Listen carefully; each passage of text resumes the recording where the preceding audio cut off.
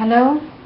I'm going to read to you that which Swedenborg says about Africans.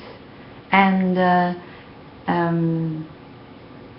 well, I dedicate it to something which I addressed, which is President Obama and Martin Luther King.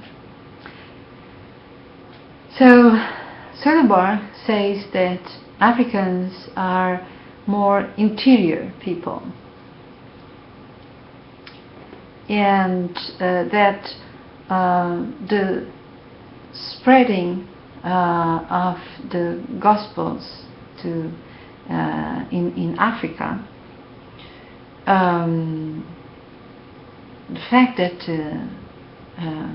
the Gospels were being shared already in the 18th century with the Africans makes it that freedom comes, religious freedom comes, which consists of the fact that you, with your understanding, you understand directly spiritual truth instead of only dependent on, religious authorities.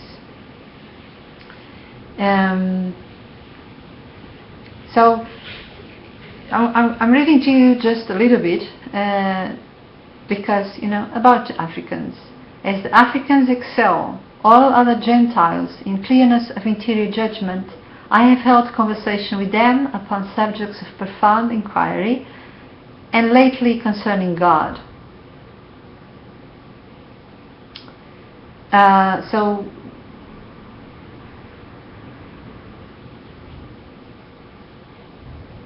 he's saying that he had these conversations in the spiritual world,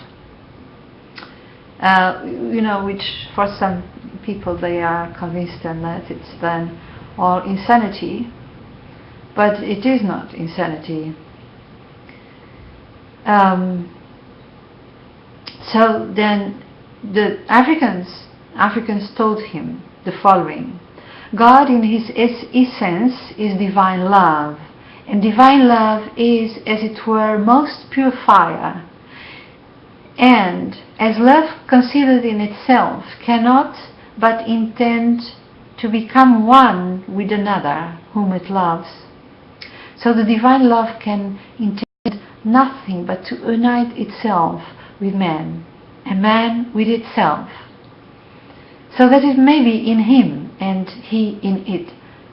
And as the divine love is, as it were, most pure fire, it is evident that God, being such, could not possibly be in man and cause man to be in him, for thus he would reduce the whole man to thinnest vapor.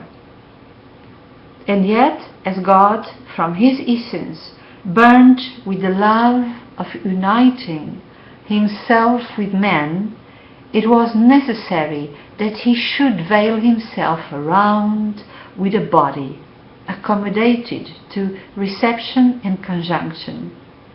Therefore he came down and assumed humanity according to the order established by himself, which was that he should be conceived, be carried in the womb, be born, and afterwards grow in wisdom and love, and thus approach to union with his divine origin, and that thus God was made man and man God. Now, this story, which is actually referring to Jesus, also tells the story as much of the whole humanity together as of each of us also, actually. Yet it's 16 hours. Yet for us to reach the spiritual knowledge, it is necessary to understand that there is a difference between each of us and Christ.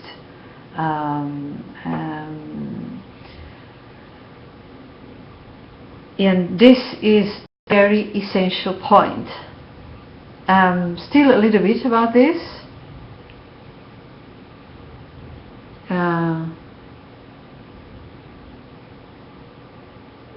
He repeats a little bit the same, saying that reason will also tell you this, will understand that God, whose love is as it were most pure fire, could no otherwise unite himself with man and man with himself. For can the solar fire, such as it is in itself, come in contact with a man, far less enter into him unless its rays be veiled with atmosphere, and so be presented in an accommodated state by a tempered heat? So, he's asking if it is also not so that for us to receive the solar rays, there is all kind of an atmosphere and all kind of things that happen for us to receive these rays.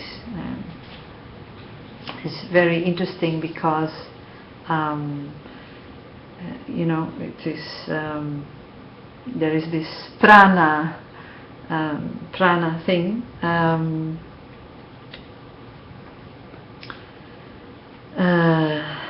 there is ether, and what is he saying is also actually that you cannot receive the prana, well, most of us cannot, without that also the air, the breath in the lungs.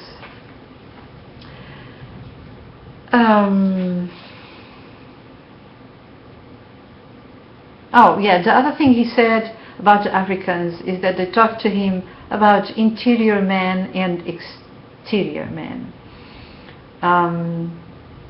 They said, men who perceive things interiorly are in the light of truth, which is the light of heaven, and men who perceive things exteriorly are in no light of truth, because they are only in the light of the world.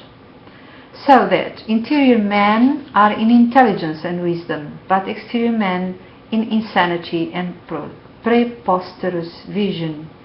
That interior men are spiritual because they think from the spirit elevated above the body, and thence they see truth in the light. But exterior men are sensual, natural, because they think from the fallacies of the bodily senses, and then see truth as in a mist. And when they meditate on them, they see falses as truths.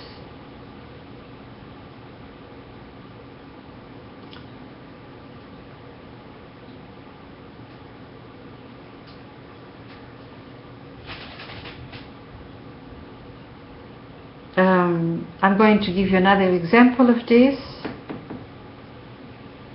The internal men are like those who inhabit the second or third story of a house or palace, the walls of which are continued windows of crystal glass, who have a view of the city all around to a great extent, and know every house in it, whereas external men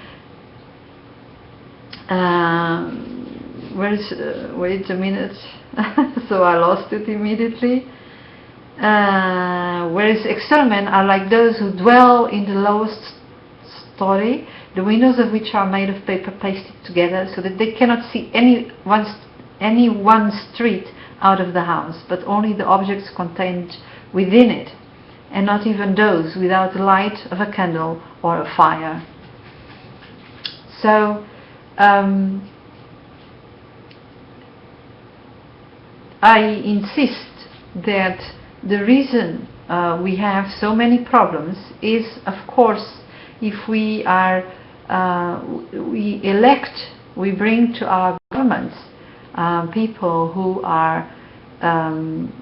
are blind spiritually, or who, even worse, who became to consider themselves as gods,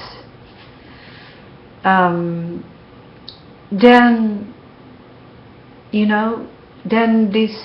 we remain in the same violence, and the same threat of violence and in wars.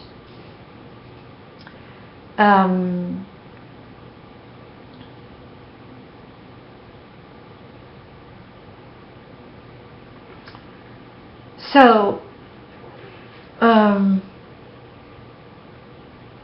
the third thing he says about his conversation with the Africans he has spoken, is that the Africans is something which was very meaningful at the 18th century, but is still, and that is the doctrine in Christianity, which is defended by still very strongly, equally strongly by Protestants and Catholics.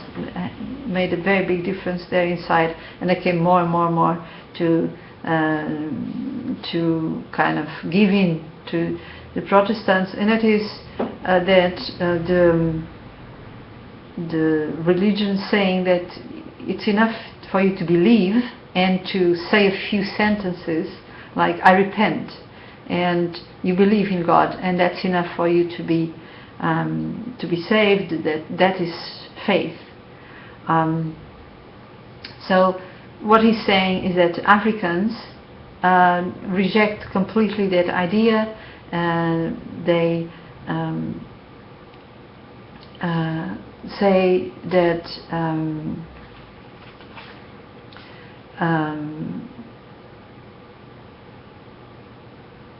you know, you have to, the only religion possible is if you can act you know, accordingly, and not, you know, thinking one thing and then doing the opposite, or saying one thing and then doing the opposite. So as also people who are always talking you know, about peace, for instance, and then they are doing the opposite when we go to look deeper into things.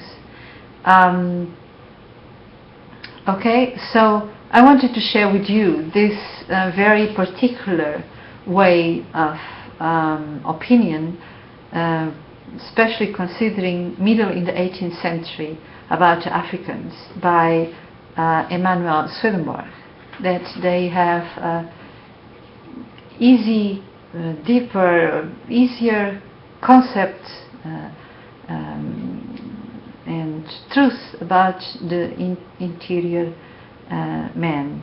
And so I find this, I wanted to dedicate this to Martin Luther King, who, as far as I know, I don't know everything, but anyway, what I know, these words of him, and are very true. Well, words of him which I talked in another video about the uselessness of violence. So I dedicate it also to President Obama. It would be very wonderful if he would honor the black people by indeed bringing actions together to